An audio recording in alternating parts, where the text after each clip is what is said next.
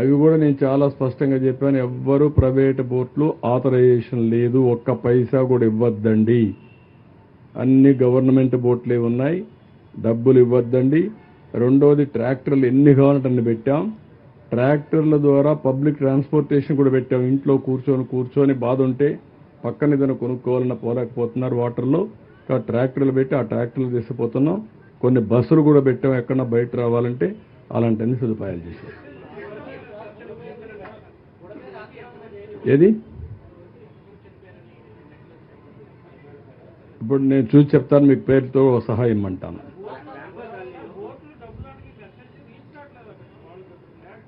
నేను చాలా స్పష్టంగా చెప్తున్నా, ఎవరైనా సరే బోట్లో డబ్బులు వసూలు చేస్తే మాత్రం, ఒకవేళ ప్రైవేట్ వాళ్ళు ఉంటే మీకు కూడా మేమే డబ్బులు ఇస్తాం. డబ్బులు వసూలు చేయొద్దండి. వసూలు చేస్తే మాత్రం నేను మీద కేసు పెట్టిస్తా, జైల్లో పెట్టిస్తా. నేను చాలా స్పష్టంగా చెప్తున్నా. నేను రేపటి నుంచి జరిగే పరిణామాలు కూడా ఈరోజు ఊహించుకుని కూరగాయలు రేట్లు పెంచేస్తారని, కూరగాయలన్నీ మేము కూడా తెప్పించి ఎక్కువ డంప్ చేసి ఫిక్స్డ్ ప్రైస్ పెడదాం అనుకుంటున్నా.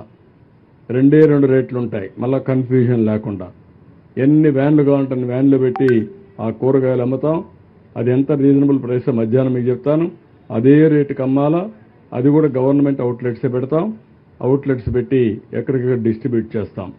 బిగినింగ్లో చాలా సఫర్ అయ్యారు. సఫర్ అయిన వాళ్ళకి ఇంకా ఇబ్బందులు పెట్టడం కరెక్ట్ కాదు. ఎవ్వరు ₹1 వసూలు చేసినా మానవత్వం లేకుండా చేస్తే చాలా సీరియస్గా ఉంటుంది.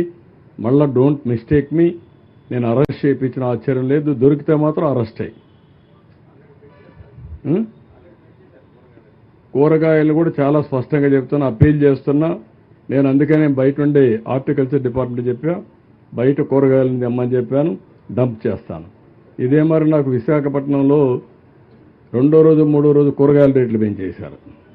మన బాధ మంది, వాళ్ళ అవకాశం వాళ్ళది. ఇది మంచిది కాదు. నిత్యావసర వస్తువుల సరుకులన్నీ కూడా ధరలు పెంచడానికి వీలు లేదు. నేను విజిలెన్స్ అప్పుడే యాక్టివేట్ చేశాను. వాళ్ళకు కూడా చెప్పాను, మీ డ్యూటీ ఇది, ఎక్కడికక్కడ యాక్టివ్గా ఉండండి. ఎవరైనా చేస్తే మాత్రం ఎసెన్షియల్ కమాడిటీస్ యాక్ట్ కింద చర్యలు తీసుకుంటాం. జాగ్రత్తగా ఉండమని హెచ్చరిస్తున్నాం.